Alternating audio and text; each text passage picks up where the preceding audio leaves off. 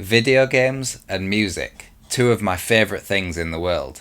Put them together and boom, you've got video game music. Some of my friends say that it's not real music, but I'm here to prove them wrong with my top 10 video game soundtracks.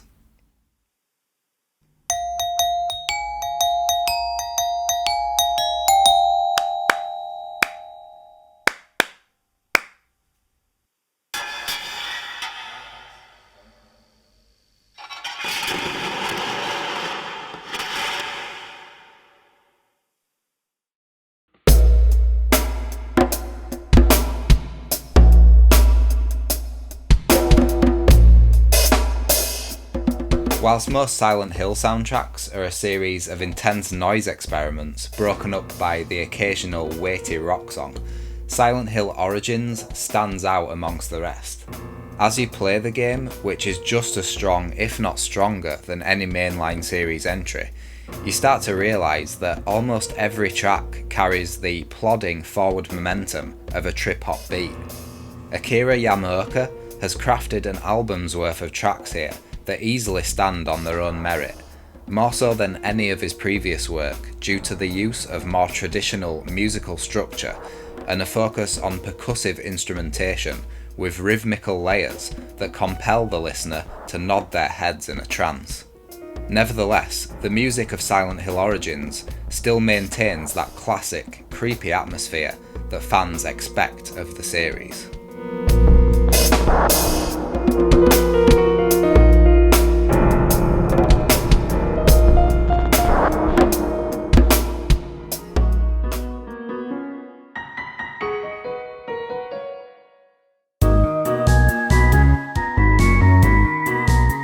Undertale is a homage to so many things, not least of all via its music, which utilises a combination of nostalgic 8-bit sounds and modern orchestral samples.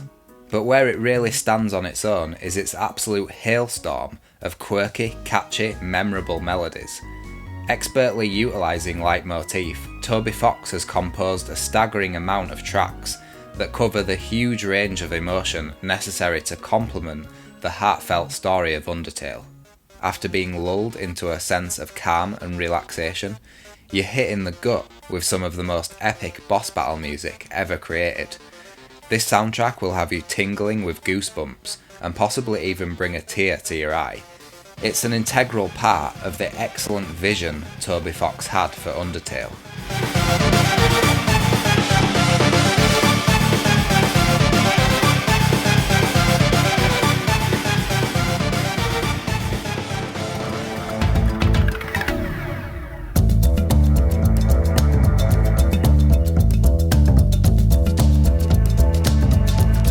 Being the first in the series to appear on the PS2, Tenchu 3 Wrath of Heaven was naturally more ambitious than its predecessors, with a presentation as slick as an Azuma Ninja's blade.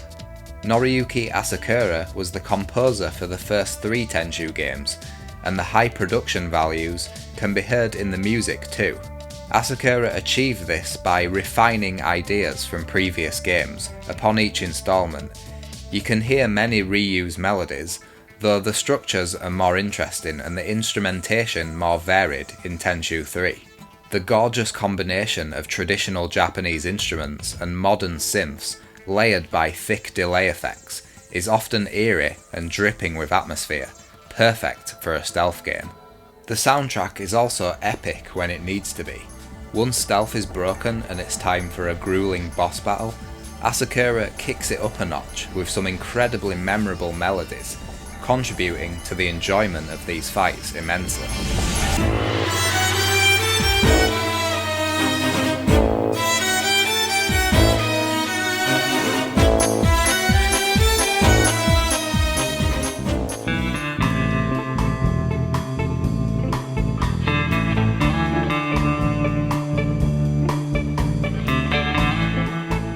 The music in the previous 2 entries in this series come very close to Snake Eater in terms of quality. Both Tappy and Harry Gregson Williams' interpretations of Metal Gear Solid 1's soundtrack are equally enjoyable due to slight stylistic differences. With Metal Gear Solid 2, Harry Gregson Williams expanded on some of the motifs, especially the main theme, with his own equally iconic ideas, which have become staple, at least until Metal Gear Solid 4 ruined everything. So what makes Metal Gear Solid 3's soundtrack stand out? Well, the same thing that makes it stand out in general: everything.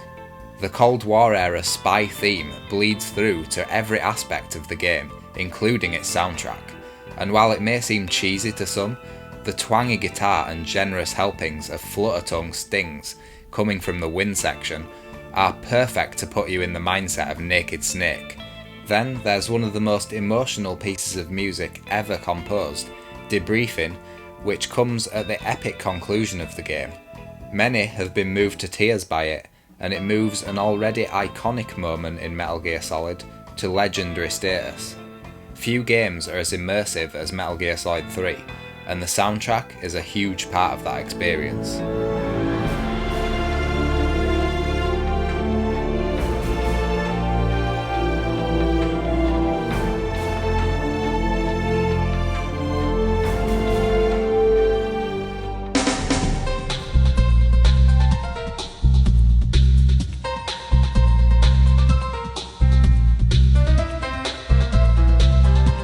Perhaps the most instantly recognisable video game soundtrack in the world, Spyro the Dragon's music is practically a genre of its own. Don't believe me? Well, check out my mate's in-depth analysis where he even figures out a Spyro formula and composes his own track that would fit right in with this universe of colourful dragons and dragonflies. The rhythm section generally consists of drum set, electric bass, guitar, and organ. The drum set plays its typical role, maintaining a beat as a point of reference for other parts and demarcating sectional changes through fills. The electric bass is often allocated an ostinato pattern, a repeated rhythmic figure, to establish the main rhythmic ideas over the underlying meter, and is used to set the harmonic foundation of the piece. The electric guitar is used similarly, and is regularly given ostinato patterns that either interlock with or directly match the bass. Stuart Copeland's barrage of polyrhythmic percussion and ever-moving melodies bring the quirky themes of each individual level in Spyro the Dragon to life in a way that possibly no other game has for their own worlds. While Spyro 2's smattering of more ambient tracks slow the pace occasionally, the original Spyro does not have a single track that doesn't supercharge the experience.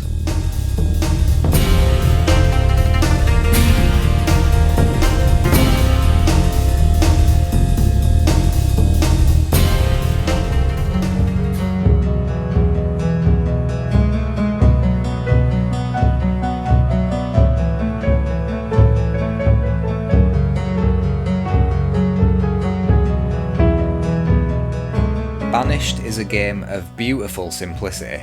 Though the graphics are quite bland compared to the latest blockbuster titles, Banished still manages to give me goosebumps with its swirling snowstorms, roaming wildlife, and medieval village ambience. The exact same can be said of its music. One of the most interesting aspects of the game is helping your villagers survive the cold each winter, and indeed the soundtrack itself has a distinctly chilly feel to it. There's one track in particular that literally sounds like a snowstorm. Don't ask me how, but every so often the beginning of this track will coincide perfectly with an outbreak of winter snow, and that's why this game is simply magical.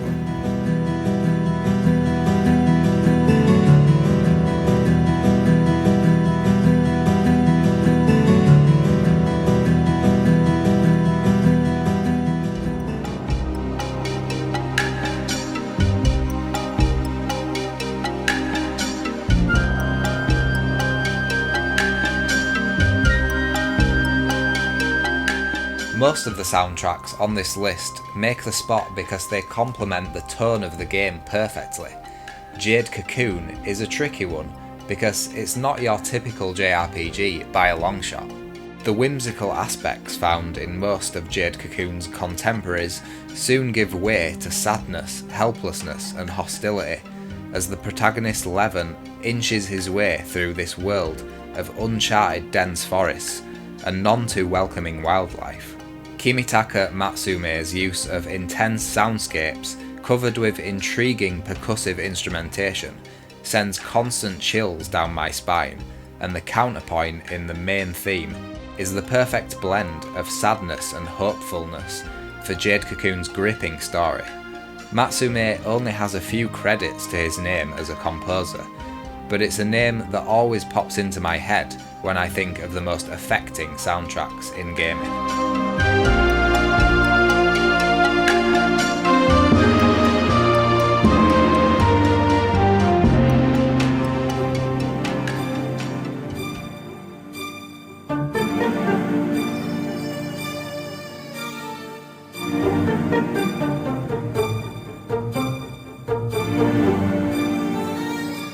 Having only recently played Divinity, this archaic CRPG from 2002, my appreciation for older games has become even stronger, not least in part for its fantastic score by Kirill Pokrovsky.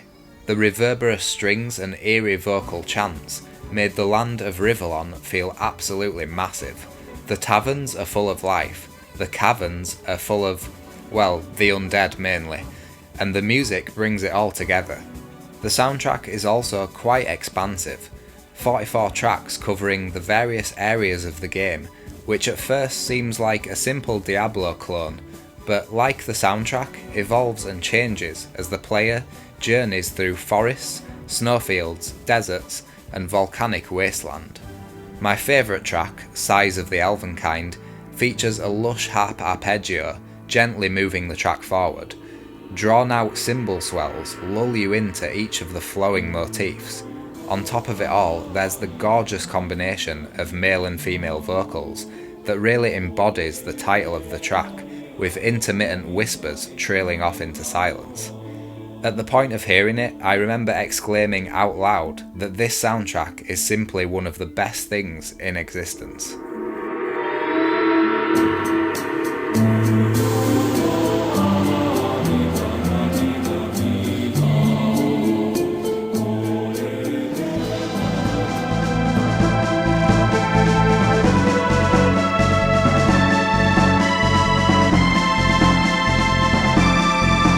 Yasunori Mitsuda's work on Chrono Trigger brings out the wealth of emotion in the game, more so than most modern games do, utilising only the sound chip of a Super Nintendo.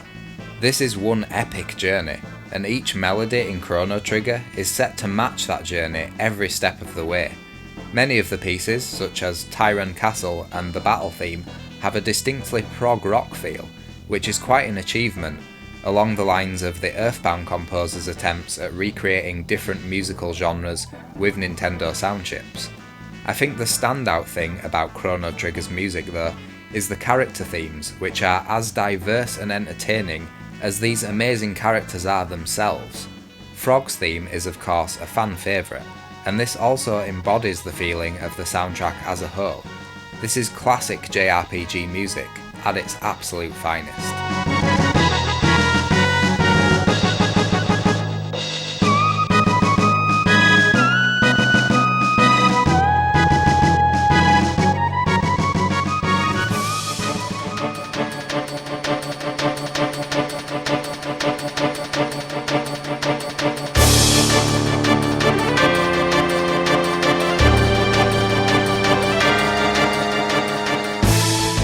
Nobuo Uematsu is the guy that got me into music, so naturally this was a hard pick as he has done so much, and each Final Fantasy game in particular has a soundtrack that is tailor-made for the themes and atmosphere of the games. For me though, Final Fantasy VIII has just that bit more going for it, perhaps because there's a lot more urgency in a lot of the tracks like The Landing and The Stages Set, that not only complement the military or mercenary feel of the game, a much needed boon to your suspension of disbelief, but these also both appear in my favourite part of the game, side by side, when the two gardens clash. But then there's a lot of incredibly chilled pieces too. Fisherman's Horizon is one of my favourites. It categorises the innocence of the people of the town, who are shut off from the rest of their world in their idyllic safe haven. Perhaps the epic opening and Liberi Fatale is what sets it apart, undoubtedly one of Uematsu's best pieces, and his first foray into both choral and orchestral composition. The thing is, this soundtrack is gargantuan. There are far too many amazing pieces to mention, but I think what they all have in common, and what makes this my favourite soundtrack of all time, are the counter melodies that constantly play off each other and keep each track moving forward. You can find it in Blue Fields, with the constant interaction with the pizzicato strings, percussion and woodwind. As one melody ends, another is usually beginning. Of course, it stands to reason that I would choose Shuffle or Boogie as the namesake of this video series. So without a doubt I can say that Final Fantasy VIII is my favourite video game soundtrack of all time. Thank you very much for watching. I've been Jake of the Retro Perspective, and I'll see you next time.